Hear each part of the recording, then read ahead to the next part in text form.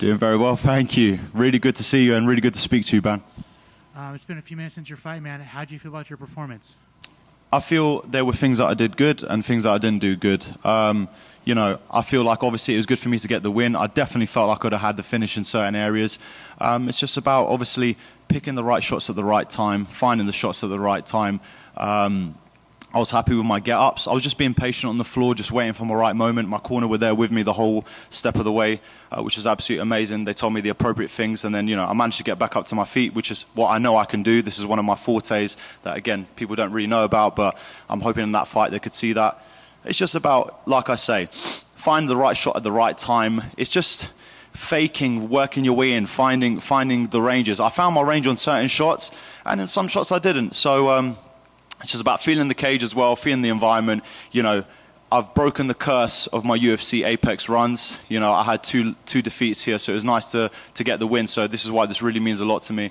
But, you know, I've got to give massive credit, obviously, to my corner because they're always helping me to improve in every single aspect. I feel like I've got a hell of a lot more still to show, but it's great because we're doing things the right way. The first time around in my UFC career, I didn't do things the right way in terms of progressing my career, and this time I am. So I'm very excited for the future.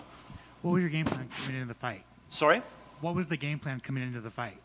The game plan was simple. Obviously, I knew that he wanted to get me against the cage. I knew he wanted me to land shots. There were things that you know, my coach Danny and my coach Quintas, my dad, they told me the appropriate things that actually helped me a hell of a lot in the fight to be able to turn him, to be able to not allow him to land certain shots that I knew he was wanting to get, and it helped me to stay on the outside and you know, not get caught with silly stuff against the cage. So the game plan was simple: just pick him off, keep him on the outside, and also try and push him back a little bit because I know he likes to come forward. So to a certain extent, we did what we had to do, but at the same time I got caught with shots that I shouldn't have really got caught with, but I understand that these are things that I need to work on, and of course I know my coach is going to help me with that.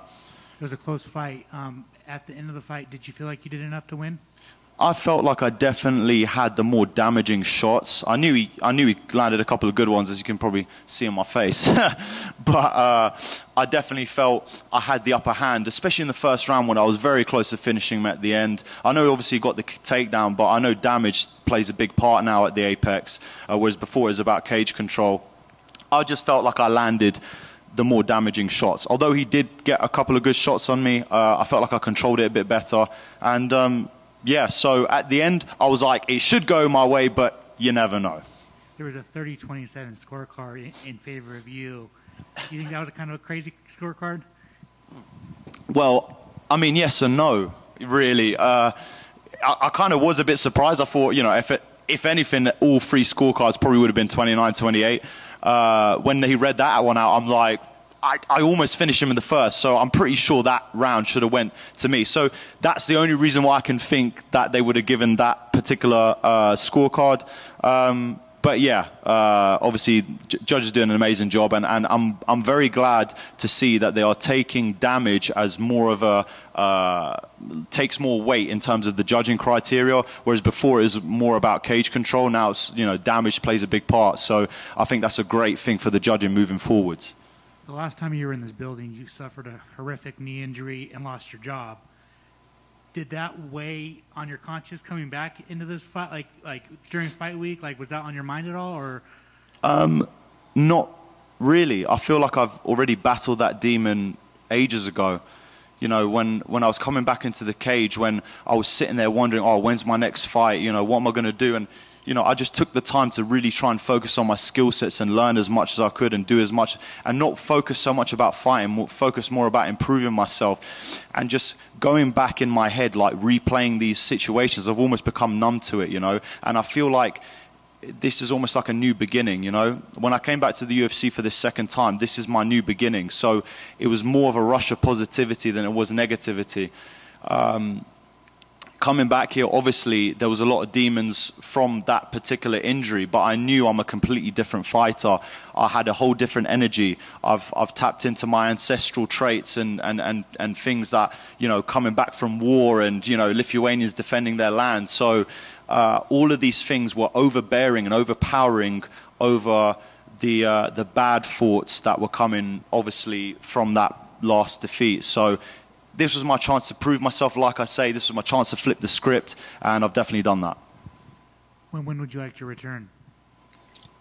It kind of just, it kind of just depends. Obviously, I'll heal up, rest up, see what's next in the pipeline. Obviously, I'll definitely know that there'll be opponents that they'll be looking for me to fight. Like I said, I'm here now. I'm here to stay. I'm here to make an impact. I'm here to put a stamp on the light heavyweight division.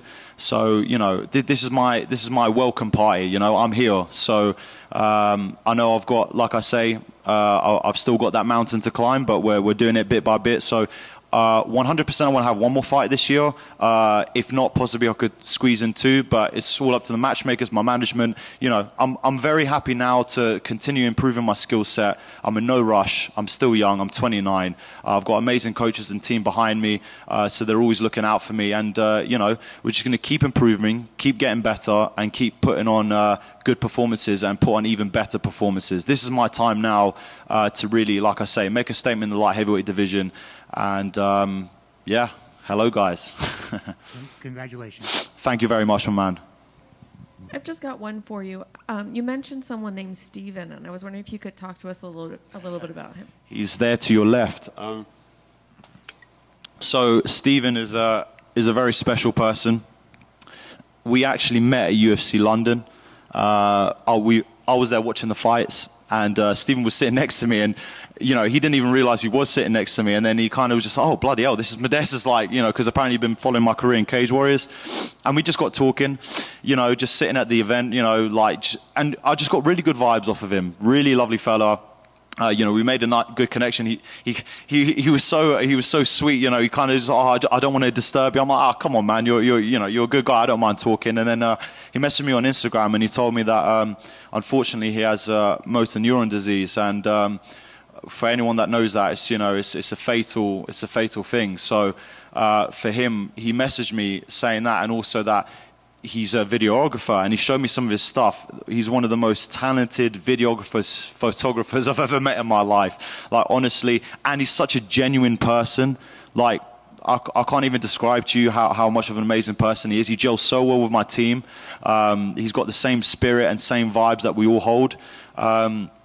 And he said he wanted to record my comeback and everything leading up to the UFC. And it just so happened that I was thinking to myself, well, why don't we get you up here into Vegas and record me backstage? I'll share a little something as well. The first time I got recorded backstage, this is why everything for me is almost like the law of twos, or just me coming back and doing things right the second time round. The first time I got recorded, I ended up losing in 18 seconds, and that was truly horrible a loss.